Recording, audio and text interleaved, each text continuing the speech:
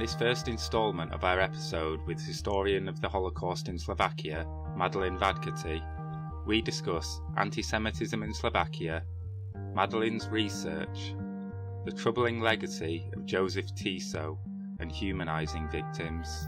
Linguistically with Hungarians, but I don't know why. So how big did you say the Jewish population of Slovakia is now?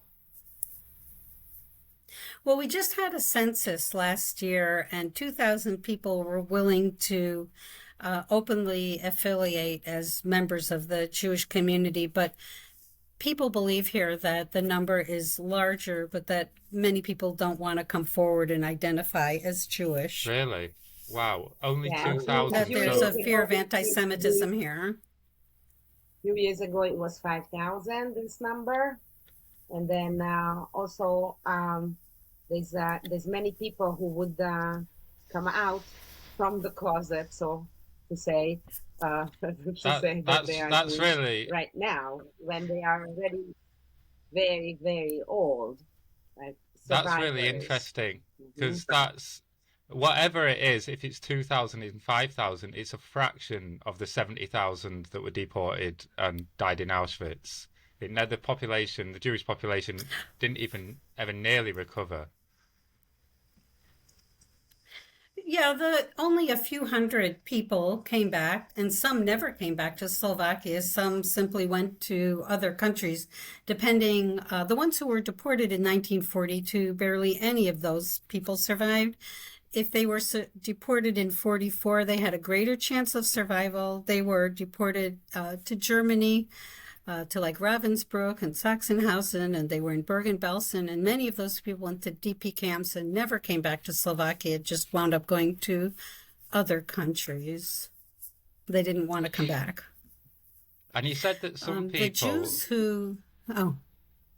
You said that some people might be afraid to come forward in the census. So is there a lot of anti-Semitism still around in Slovakia today then? Well, there are some problems with anti-Semitism in this country. About 4 years ago, I want to say, some point before COVID, Eva, which is a think tank here, conducted a survey. And one of the questions on the survey is, would you be willing to have a Jew as a neighbor? And 65 or 70% of people said no. And also I would mention that there is a fascist. They no longer like to use that word because they realize that for PR purposes it's not good, but there's an openly fascist party that was in the parliament. That party split into two, and there are now going to be elections here in the end of September, and that party, the new splinter off of that old party, has 9% approval rating in the polls. And in a country that engages in coalition building legislative politics, that number is actually very frightening. And of course, it frightens Jewish people as well. Still, and meanwhile, there is a Hungarian prime minister right now, a Hungarian speaker, prime minister of Slovakia, and a very democratic president. And then what I wanted to add to this, Madeline, that there is a Slovak, so there is a town in Slovakia where they just cannot, the state cannot forbid that there is one street named after Josef Tiso. It's in the county of Žilina. It's called Varin. And it's Varin, right? It's in Varin. And they just it's illegal to name anything after Tiso, and it's still named after Tiso because this town votes for it every time when it dies. Yeah, and they refuse. Right, they're having a very hard time. They're working through the courts. Yeah, they refuse to rename it. They're working through the court system on that. We'll have to see how that turns out. But what it really points to is that after the end of World War II, the communist government made studying, writing, and talking about the Holocaust of Slovak Jewry taboo. And this is also true in other countries that were formerly behind the Iron Curtain. And what happened in its place is that there was this informational vacuum, which was compounded by the fact that survivors did not talk about their experiences. And so there's this knowledge gap in the country, and fascists have been able to exploit that gap extremely effectively. And that's why there is a Tiso Street in Vadin.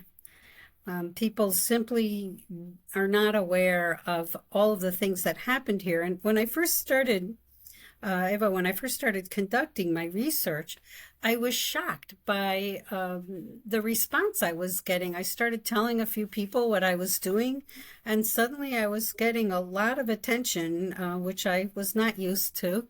And we're all over the news in Slovakia. Right, and I couldn't figure out why. I couldn't figure out for the life of me why. And then I found out, it took me a few months to figure it out, that nobody had ever heard the Jewish side of the story properly here. And the letters to Tiso that I study talk about the extreme suffering that Jews experienced here before they were deported. So they, it's one thing to read that the anti-Jewish legislation said that Jews and non-Jews cannot marry. It's another thing, though, to read a letter from a heartbroken woman who says, I cannot marry the man who I love because the law forbids it. Please give me an exception to this rule because we're really in love. So the personal nature of these stories, and then coupled with the fact that I found out what happened to them, started to make some people nervous and uncomfortable, and people would confront me I gave a lot of public talks, I still do, and say to me that that those are just a few isolated cases or something like that, and it's not true. There are 20,000 of these letters, and wow. I've seen maybe 1,000 of them. So wow. And I continue to plug away as I work on my dissertation, and I'm very saddened by the fact that Jewish voices were kept so quiet for so long, and I'm happy that I'm making a contribution to discourse inside the country here. I'm also happy to bring information about what happened in this country out, because most scholarship was in Slovak or German. And I would say in the last 10 years, that has changed, and more scholarship exists in English. And but I feel like well. I'm happy to hear that. And it was a very small country, but it was a Nazi satellite. And what fascinated me was that the president of the country was a Catholic priest, and the constitution of the country and he and others in government said, we will handle the Jewish problem in a Christian manner, and then insisted that what they were doing was in keeping with church teachings. And I believe that many people here believed that. Yeah, and I think that's one thing when we get to some of the bigger picture messages. I think that's something we'll really get into, how Josef Tiso, as a Catholic priest who had spent a life in theology, was able to reconcile his Christian beliefs with mass murder. I'd like to get onto that later. I just want to talk about two things. In England, we've got a TV program called Greatest Britons, and I think Winston Churchill won it. But I was reading something earlier that one of the nominees for Greatest Slovak was Josef Tiso. And this is, I don't know if you're aware of that. I'm very aware of it. When I first saw the announcement on television, I almost fell off my chair. It caused a real uproar, and it was about 4.5 years ago, and they were taking nominations for the Greatest Slovak, and Tiso's name came up quite a bit. The show with Tiso was scrapped not because the government stepped in and said, "Whoa, this is wrong." Instead, the two largest television carriers, Telecom and Orange, refused to air that program. So it wasn't even a governmental decision. The government made no comment about it at all. And it was a commercial decision. I think that they would have gotten very, very high viewership, and they sacrificed that. But it was not a legislative decision. It was just these two TV companies saying, we're not going to air this. It's wrong. So yes, it was a very disturbing thing. Just to get back to your journal article a little bit, and this is tied into, obviously, Tiso. So the Vienna Accord happens. Slovakia lose a lot of their land. I think it was like 10,000 acres, something like that, of the most value of the breadbasket. That's right. And then you get these deportations into no man's land. That's in essence the first measure. Then you get a kind of Aryanization program where the Jews are fair game. Oh, let's start stealing from them. And then you move into 1941 and you get the Jewish Code. Can you talk a little bit about the Jewish Code and how that resembles the Nuremberg laws? Before I do, in fact, they were based on the Nuremberg laws, and the Slovaks were proud of the fact that they were even stricter than the Nuremberg laws and that they had the strictest racial laws in all of Europe. They were very proud of it. The actual Aryanization of Jewish property did not start until the establishment of the Slovak state. During the autonomy period, there was a lot of talk about it, but nothing was enacted. They actually started during that time to collect the names of people who owned bars and who were chimney sweepers. And they said that these barkeepers, these Jewish barkeepers, were corrupting society by making Slovaks drink alcohol.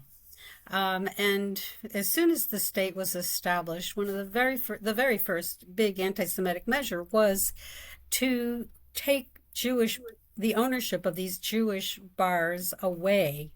And that happened to about 500 or so people. In fact, some of the earliest letters I have to Tiso I have one letter that says, I don't understand why this bar in Trencin is still being operated by this Jewess.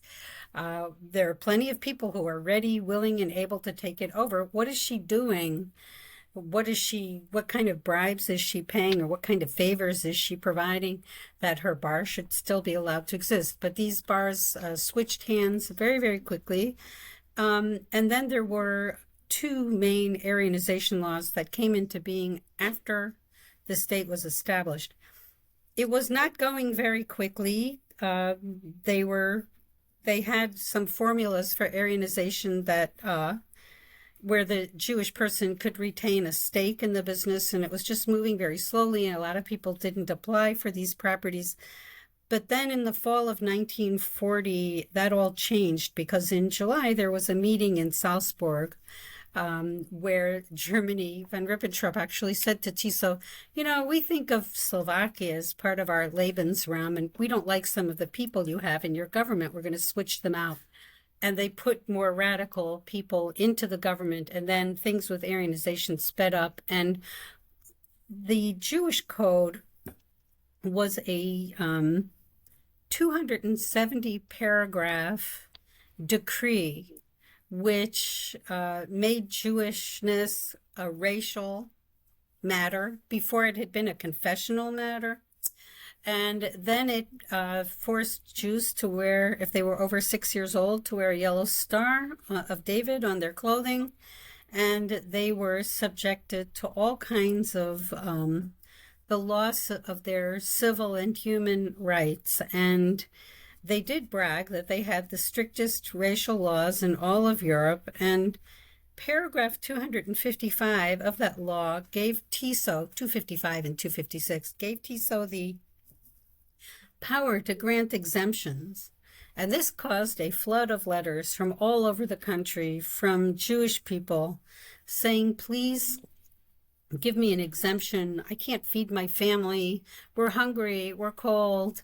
I can't marry the person I love. My radio was taken away from me. I'm handicapped and I can't leave my house, and my radio is the only thing that connects me to the world. And very, very emotional letters from people who were frightened but had no idea what was coming along. And because of the Aryanization process and the fact that Jews lost their jobs and they lost any public sector positions they had as well, Jews became homeless and poor and had nowhere to live and nowhere to go. And it created a social problem for the state, which the Nazis said, we'll help you. We'll help you take these Jews off of your hands. So and the idea for the deportations was born. Yeah, and I've just understood a little bit more about your archival research, like where the provenance of where these letters came, and it's because Tiso was given the power of exemption, so all these letters come in, and these people are just pleading for, and sometimes it's not for their lives at this point. It's just for basic human rights. They want to be able to live with dignity and have the things that we all take for granted. So this must be quite upsetting. They were not asking for special privileges. And this must be quite upsetting to sit there and traipse through these letters of, so, and that's all that's left of somebody's suffering, really, isn't it? These letters. It's a terrible thing what you're saying, and it's true that sometimes I'll be looking at these letters, and especially when I find out what happened to them, and most of them did not survive to be able to talk about what they went through. And I sometimes lie awake at night and think about them, and I realized that my discomfiture was, I accepted it because I realized that I was remembering them and honoring their memory, and also communicating about what happened to them, and remembering that these people are not statistics, that they were real people just like anyone else. It's so easy to talk about the tens of thousands of Jews who were deported, the millions who perished, and all of the suffering.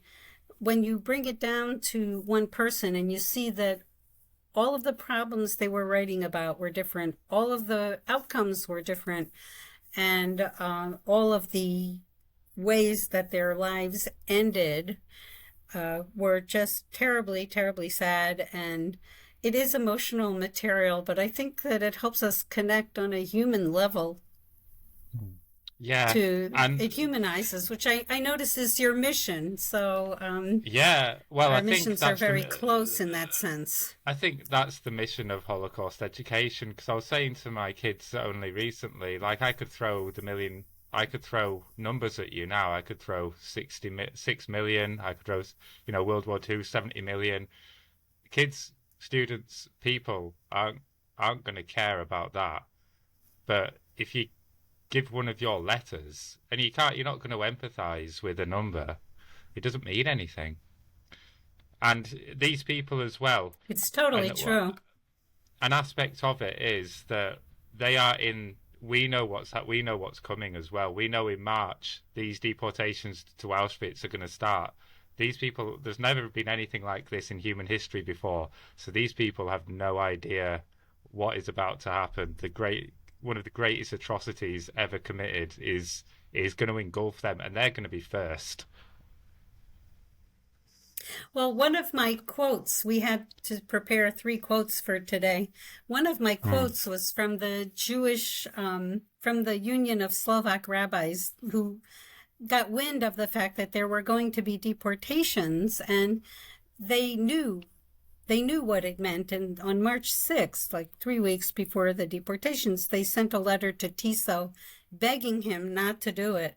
And the quote says, "You can call the upcoming deportations whatever you'd like." This is my translation, by the way. "And provide all kinds of rationales for it. But it is still an act that signifies the physical liquidation of Slovak Jewry." And he didn't answer this letter.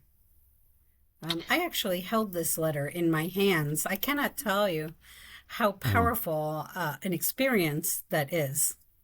this is, Eva? I would like to ask about this.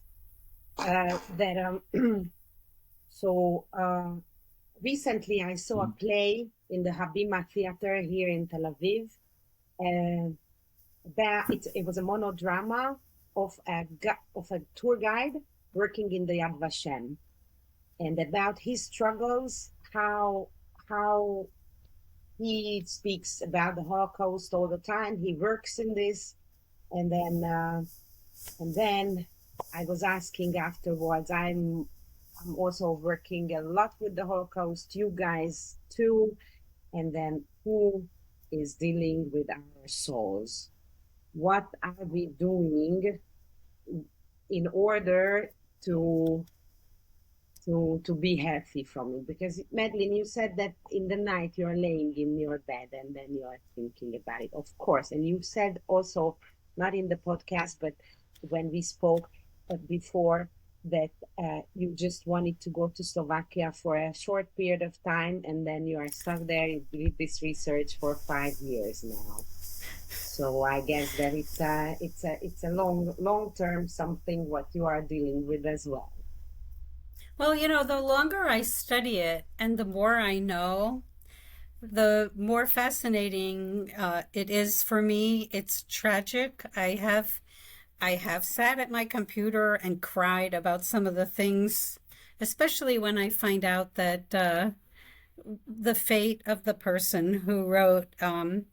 But it's good to remember them, and it's important to remember the human dimension of this whole thing.